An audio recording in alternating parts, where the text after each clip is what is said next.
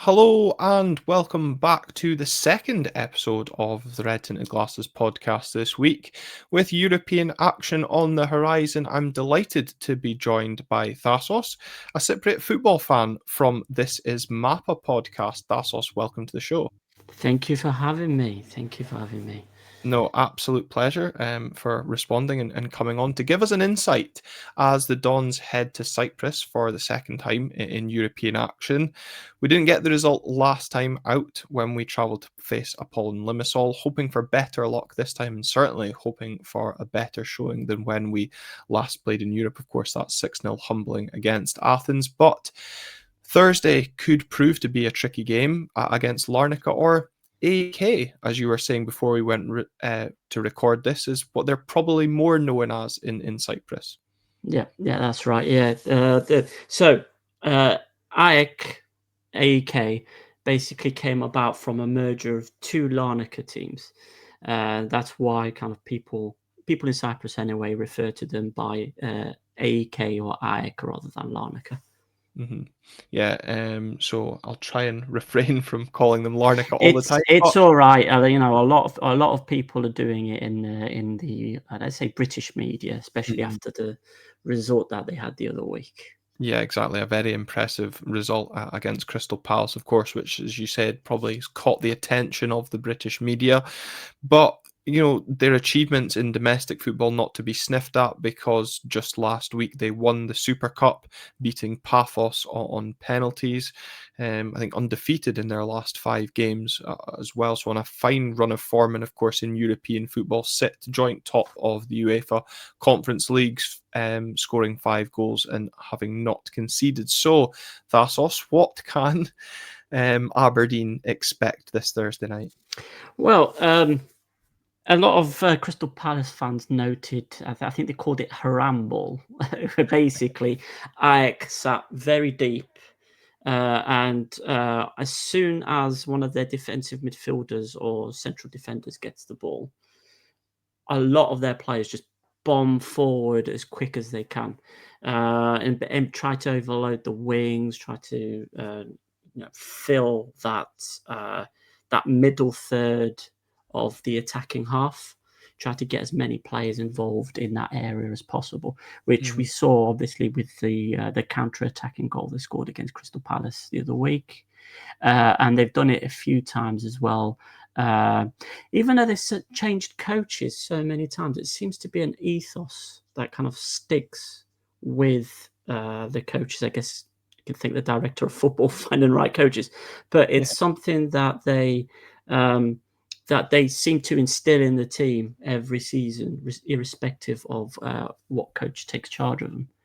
And I suppose, people then have maybe looked at the Crystal Palace game, and obviously the result is the eye-catching factor of that. But you alluded to that they maybe sat in a bit more. Would you expect them to be more forthcoming, being at home on Thursday night?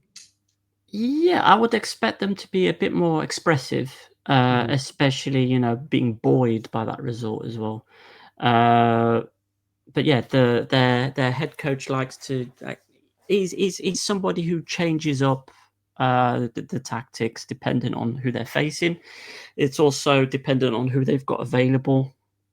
They've I wouldn't say they've got a bit of an injury crisis at the moment, but I mean, I don't know if you saw the who they put out in their first 11 for the Super Cup game, but Changed 11. yeah, it was a changed 11. I mean, they still managed to get a good result against Paphos, but yeah, it was a very much changed 11, and then they went back to kind of a normal 11 almost against Apollon at the weekend. And I was going to say then, with obviously the European game in mind, do you think there or do you expect maybe many changes for them on Thursday night, or more of the same as what they've put out against Apollon? I would expect more what they put out against Apollon. I'm just going to check who they've got next game in the league, but yeah, I would expect them to kind of go more full strength for this game, and Mhm. probably rest a few players at the weekend. Just Uh, checking their and their, and their game. whilst you check that, with Yeah. them sitting 5th domestically in the league, obviously Hmm. flying high in the European competition, I take it Europe's not necessarily been, or maybe it has, a bit of a distraction for them, but it seems that they're very much taking it seriously because the results have been largely impressive. I think the one that stood out for certainly Scottish football fans will have been when that draw was made against Legia. Hmm. Obviously, the losers of that tie would have been going on to face Aberdeen. And I think many folk in Scottish football, wrongly obviously, assumed they would be facing AEK Larnaca. Hmm. So do they have a different style, a different approach to European football, do you feel? Well, I yes, yes. There's a slightly different version of the tactic. Again, like I said, they kind of sit a bit deeper in European football, but they still play a pressing game. Mhm. It's just that, rather than from the front, it'll be from the halfway line. Rather, Yeah. yeah. Whereas in the league games, you'll see them; they'll be pressing from the front, harassing the defenders. Mhm. And So yeah, sorry, I just checked the game that they've got the weekend. It's against Omonia Radipo, so there's a relegation candidate. So yeah, they will definitely be putting the first 11 out oh, for that's a Thursday. shame. As I said before we recorded this as well, I was reading the article that Ryan Krill did in the local press, touching on the fact that the IK have a bit of an older squad. Again, we spoke about the fact that this will be the 6th game that they've played in 19 days. Not that it's affecting them in any shape or manner, because of course they've won the Super Cup, unbeaten in those 5 games as well. Do you think there's a possibility, maybe, of course, with Aberdeen not playing at the weekend, that the amount of games could potentially catch up with this squad on Thursday night, or am I clutching at straws? I wouldn't say clutching at straws. What I will say is what we've seen over the last 2 or 3 games is AEK not necessarily performing in the first half of games and then coming out and bossing the second half. Hmm. It happened against Apollon. Yeah. They were lucky to not be 2 or 3 nil down at half time before obviously they brought it back in the second half. It happened against Apoel as well, where they ended up drawing that game, and it's happened a few times this season as well, which kind of reflects their positioning in the league table compared to how they're doing in Europe. So yeah, it's more rest, kind of calm down in the first half, and Hmm. then do more of the work in the second half. Now, Well, but hopefully we can actually take our chances in the first half, unlike what we've seen exactly, happen. So exactly. There's big been respect because on that. yeah, because AEK have been pushing their luck. I mean, you can just look at the Crystal Palace game, for instance. Mhm. Mateta missing that glorious chance, um, and even when they played AZ, AZ had a sending off in like the second minute or Yeah. something like that. So they took full advantage of that. Yeah, and I do think that AZ game has obviously been taken as a little bit out of context in the scores Hmm. you alluded to there, that early sending off. But Hmm. of course, not to be sniffed at against a team that is yet to concede, and given the quality of opposition that they have played, especially we're not ones to talk having shipped 6 goals in our last game. Who are the key players, or maybe the players to watch from a Larnaca point of view on Thursday night? So, I'd point out Roger Milicevic.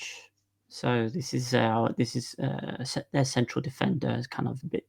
I won't call him talismanic, but he's been involved at the club for a long time now, especially for Cypriot football. Hmm. And he's their penalty taker. So even though he's a central defender, he's kind of in the top goal scorer charts in the league at the moment. Now he's quite solid at the back. He's the younger of the two central defenders as well at 32, because the other one is Valentin Roberge. Hmm. People, I won't expect people to know that name Well, he necessarily. Kind of played draw, against Aberdeen last yeah. time, played What? Cypriot opposition. Yeah, because he was at Apollon. Yes, that's right. Mhm. But he was also at Sunderland the year they got relegated from the Premiership when it was called the Premiership. Yeah. So he is, yeah, he's getting on now. He's 38 years old. But yeah, those two will be doing a lot of work at the back, kind of clearing things up. But really, the most important cog in this team is Gus Ledes, is the Mhm. defensive midfielder there. Now, when he's having a good game, AEK are unstoppable because he'll clear up anything. He's very good at pressing. He's very good at the through balls and the passes that kind of set off that counter attack, that pace forward. Mm. And yeah, he's going to be very, very important for them. Do you think if Aberdeen man mark him, I'm thinking back to, he sounds very much like a Callum McGregor type player for Celtic. You know, if you can nullify him, you can nullify the threat that the team provides. So very much a case, maybe you put a Graham Shinney, a Dante Polvara, someone of that, and just stick on him and keep him quiet. That Aberdeen could then have a little bit of success in that midfield and influence our game on the game as a whole, rather than letting Larnaca dictate the tempo and the pace of the game. Yeah, I would expect so. You remove him from the game, you remove the biggest, I wouldn't say attacking threat, but the biggest Mm. creative outlet for Larnaca. I mean, they've got some very good wingers as well, and a very good number 10. But Ledes is the one who basically makes the team tick. Yeah, well, we've seen already in Europe how easily wingers can hurt us. Is there any particular aspects of their, playing style? You've already alluded to maybe sitting in that deeper block and then pressing high and quick. That Larnaca might look to exploit against Aberdeen, or equally areas you think from watching them this season that Aberdeen could benefit in terms of when it comes to attacking their defence. Yeah, well, I mean, again, we're talking about kind of quite an aging defense, especially in the middle. So pace, just pace, balls over the top will probably be your best friend in that, Hmm. because when the attack happens, because they attack as a team, you'll see as well. Like even the central defenders, they'll push up right up to that up to the center line, and if Hmm. you've got a pacey striker getting behind somebody like Valentin Roberge, either he's going to concede a lot of free kicks, or they're going to try and spring an offside trap. So if you've got a pacey forward or a pacey winger to kind of get past them, then everything's open from Yeah, there. well, obviously we've got the quality of Stuart Armstrong in the midfield, and we know what his passing range can be like. It'll be interesting then to see, maybe does Topi Keskinen come into the wing play. We know what pace he can possess. Similarly, Adil Oshish, Jesper Karlsson's got pace to burn as well, as does Nicholas Milanovic. Interesting, you're saying that Larnaca tend to do their better work in the second half, despite being an aging squad, because I'm thinking from an Aberdeen point of view, we might tend to offload some of that pace in the second half and take advantage of potentially a tiring team. Do you think it's maybe the opposite, where Larnaca perform better as the game goes on, maybe that fitness element coming to the fore? Well, yeah, I would say AEK are very, their fitness is pretty good. You have to think their season started as well in end of June. Okay. So they've had a good couple of months over, say, some of the teams in the uh, northern part of Europe. Yeah. Yeah. I don't know, maybe, yeah. So the other thing is as well, despite us being in November, it's still a little bit muggy in Cyprus as well. So there's also a kind of a weather issue that might cause some problems as well. Well, I was going to ask about that. Of course, Aberdeen no strangers to playing in Cyprus, as you've alluded to. It's a little bit later on in the year compared to the last time we ventured out there. And as we discussed on the last episode, the atmosphere against Apollon in the same stadium, of course, that's where we're playing on Thursday night, was extremely hostile from the home fans. And I'm sure what awaits the Aberdeen fans travelling to Cyprus on Thursday will be similarly hostile from the AEK fans? I don't know. I don't know if he'll be. I don't know if he'll be hostile or not. Hold on. Sorry, my dog is. That's okay. Sorry. What would steady this? Yeah, I would. I would expect. Obviously, it'll be boisterous. There's, any bigger team in Cyprus has its ultra section, so you will see.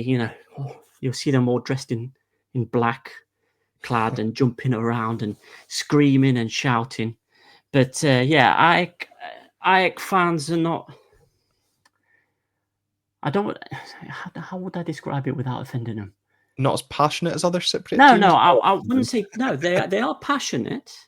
What I would say is they're not mean about it. Let's say. Mm, Although there are a couple of them, for instance, that come after me on Twitter every so often. yeah.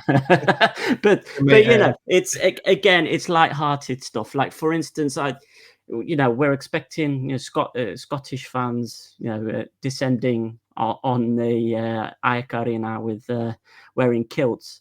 I've said for them I've tried to get in contact with them to get dressed in like Cypriot traditional garb yeah. to kind of counteract it a little bit. So, Yeah, so I if don't you think we'll see, see if you too many in kilts, though. sorry. I don't think we'll see too many in kilts, so more shorts weather. Oh, right, okay. Oh, that's a shame. It's a I know shame. there are a few that like to travel abroad with Aberdeen in Yeah. kilts, but certainly not as many as the Tartan Army when they make the Mm, trips to Cyprus in mhm, qualification campaigns.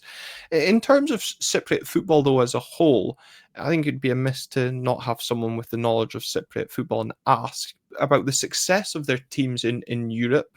mhm. Maybe being viewed as a bit of a surprise by those of us over here in the UK, but is this down purely to Russian influx of money, or is this something that's been, I don't know, what's brewed for a few years? I'd say a bit of both. One begets the other, and so on. You think a while back to Anorthos is getting into the Champions League, or so many years ago. Aboel getting to the quarterfinals of the Champions League. Then you also had again AEK into the last 16 where they got absolutely trounced by West Ham, but Mm, they got into the last 16 a couple of seasons ago.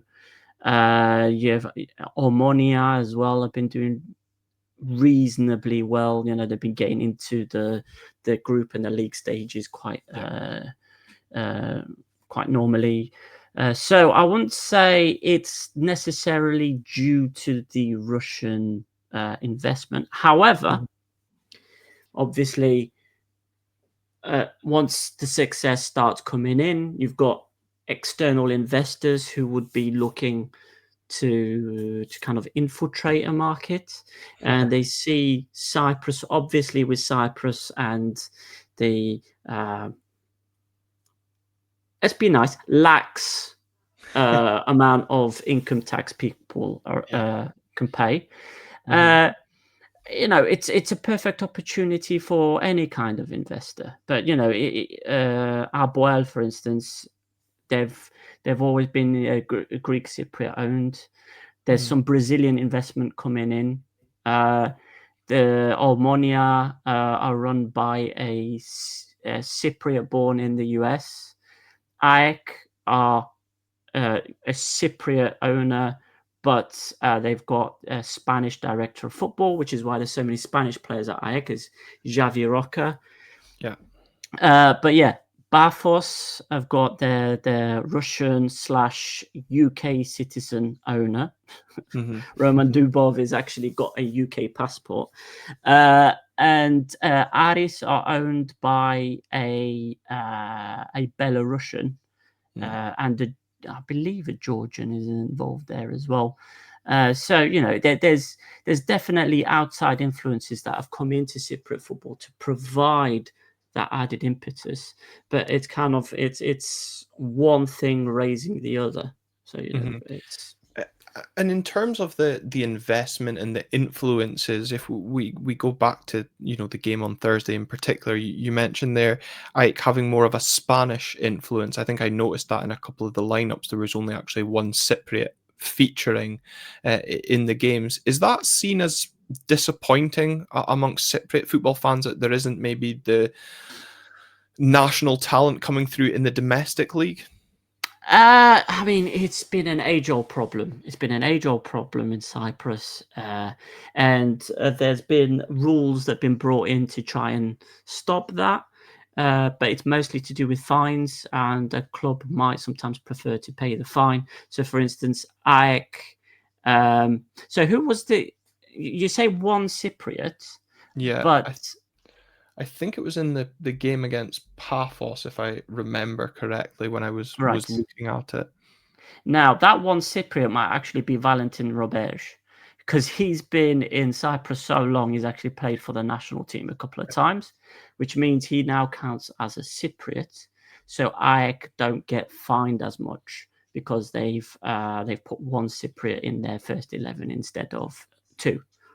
Okay. Yeah. Now, however, they do have a couple of good Cypriot players, but they seem to be bit part players. So Naum is one of them. Ioannou another. Their backup goalie was the one who saved the last penalty against Bafo. So Mhm. they do have those Cypriot players, but like a lot of the more successful teams at the moment, they're just Mhm. Cypriot players aren't getting a look in.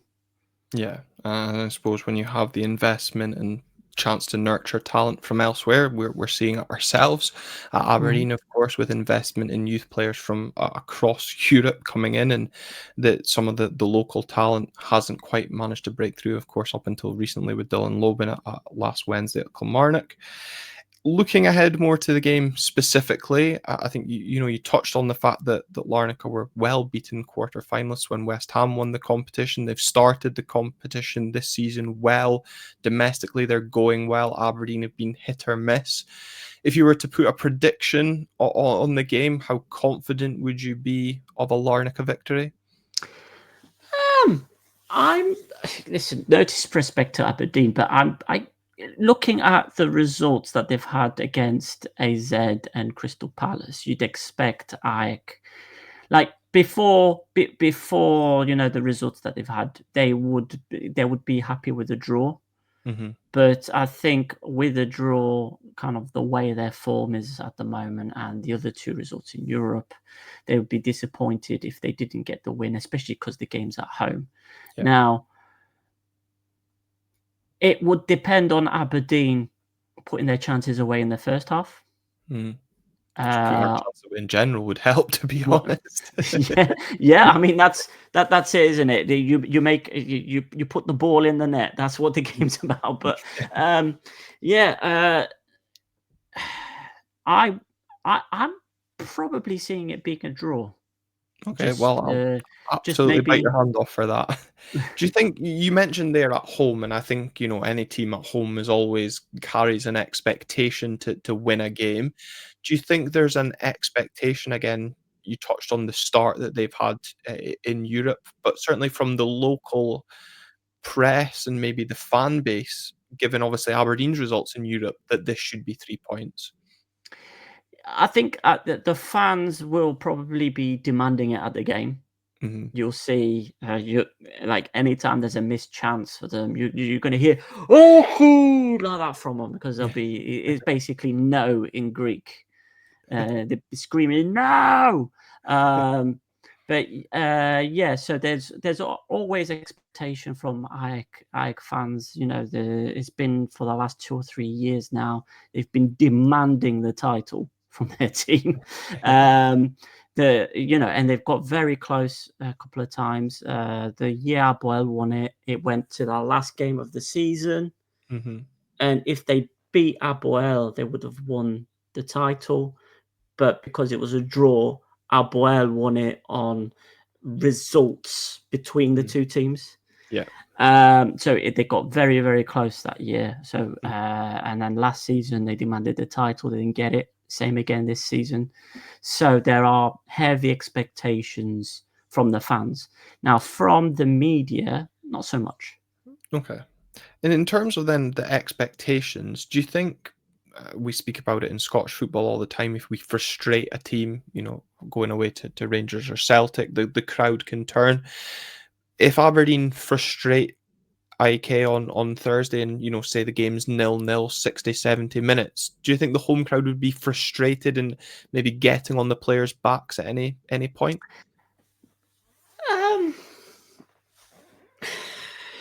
It's it's a bit of a strange question. No, it's not a strange question. The answer would be strange because it depends. What we've seen from a lot of fans in Cyprus, if a game's not going their way, but they see the effort from the players, they will not stop singing, chanting, making noise, smoke bombs, flares. They will keep going at it regardless. If they see the what they deem is enough effort from their team. Now, if they think that their team is not performing well enough, despite still being 0-0, then they'll start getting on their players' backs. I think that's to be expected from football fans. But in general, from what you've said, I think there is glimmers of hope that we can go into this game. I think certainly from an Aberdeen point of view, the expectation is low, purely based on last time out against Athens. And as I said, I would bite your hand off for a draw right now. And I think it would reignite our hope for the European campaign, of course, with having back-to-back home games coming up against Strasbourg and FC Noah on the back of this game in Cyprus. 3 points would be unbelievable and really reignite that campaign. But as I said on the last episode, I'm really just kind of wanting to see us restore a bit of pride, show what we've shown in the past against, with the greatest of respect to AEK, bigger European sides, that we can go toe-to-toe with these sides, compete on this stage. And if we can get a result, fantastic as well. I just don't want us to disgrace ourselves like we did over in Athens, because one, the travelling fans don't deserve another performance like that, and I know that this club can do a lot better than what we've shown so far on the European stage. But Thassos, thank you very much for giving up your Monday night. You're a couple of hours ahead, an hour actually. So yeah, really appreciate you giving up that time this evening to give us an insight into the game and spending the time. As I said, you're part of the This Is Mappa podcast. Give you an opportunity to plug that if anyone wants to hear any more about Cypriot football. Yeah, so over on X we are at this is and then MAPPA. Mappa is basically just football in the Cypriot Greek, and yeah, again we kind of go through go through the top league games, through a bit of the news. People probably already know that Thassos signed David Luiz. There's also Guillermo Ochoa, the Mexican goalkeeper, who's at AL, which is a Limassol team. There's actually he's English, but don't put that on him. He's an English investor who's looking at Apollon. There's a lot of stuff happening at the moment. There's a lot of arguments about referees. We're going to talk about David Luiz elbowing somebody in the head and staying on the pitch in the last game for Thassos, for instance. So yeah, come and have a gander. There's a lot going on. Yeah, it's a crazy world, Cypriot football. But Yeah. no, Thassos, I appreciate the insight into AEK, and I hope those that have been tuning into this episode, whether it's over on YouTube or here on audio, have appreciated the episode. Remember to leave a like, comment your thoughts on the YouTube channel, follow wherever you're listening as well. Until next time on Red Tinted Glasses, we'll see you then.